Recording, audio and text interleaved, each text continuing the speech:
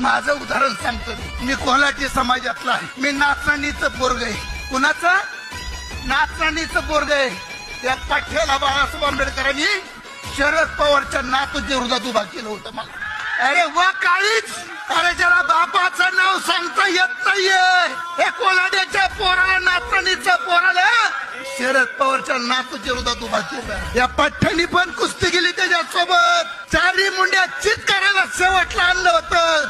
पण दादा माझ्याकडे पैसे कमी होते. मी जर कारखानदार असतो, मी जर चेअरमन असतो, मी जर पैशावाला असतो, मी जर एखाद्या मोठ्या बागायतदाराचं लिकू असतं तर आईची शपथ घेऊन सांगतो दादा हिगवणच्या अलीकडे मी रोहित पवारला येऊन दिलं नसतं. परंतु ही लढाई मोठी आहे.